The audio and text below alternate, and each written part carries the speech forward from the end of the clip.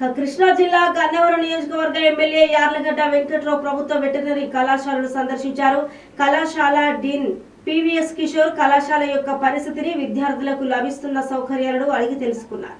కళాశాల సిబ్బందితో కళాశాల యొక్క పరిస్థితులను, ఇబ్బందులను, వారికి ఏమైనా లోటుపాట్లు ఉన్నాయా అని అడిగారు. కళాశాలకు కావలసిన నిధులను తాను అసెంబ్లీలో ప్రస్తావిస్తానని తెలిపారు.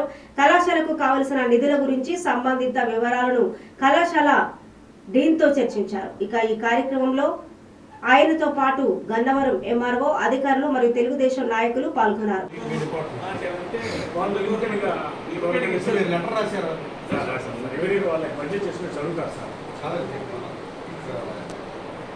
రెనోవేట్ చేయాల్సిన అవసరం ఉందా? లెటర్ రాశారు సార్, యాక్చువల్గా సివిల్ రిలేషన్ రాశాము. దాంట్లో 34 లక్షలు ప్రపోజల్ పంపించాము.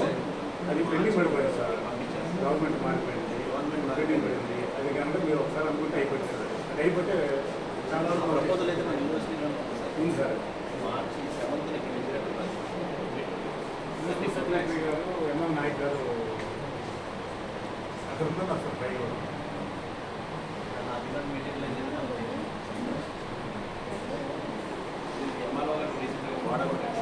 అంటే ఏది పట్టించుకోకపోవడం వల్ల గన్నవరం టైప్లో మేము అనుకుంటున్నాం. మేమైతే మాత్రం ఫాలో చేస్తాం సార్. మీకు గన్నవరం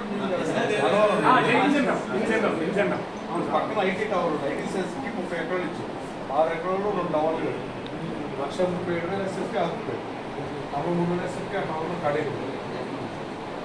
నెక్స్ట్ టవర్ కంప్లీట్ అవ్వాలి. ఇంకా 90% కంప్లీట్ చేసి ఒక 10 లక్షల ఎస్ఎఫ్కి బిల్డింగ్ కొట్టేసుకుంటాం. ఫాలో ప్లాన్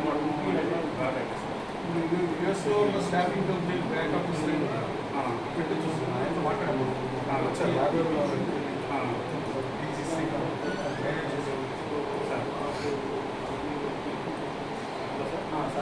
మెయిన్ మీద ఏంటంటే బయట పోవడం బాగాలేదు.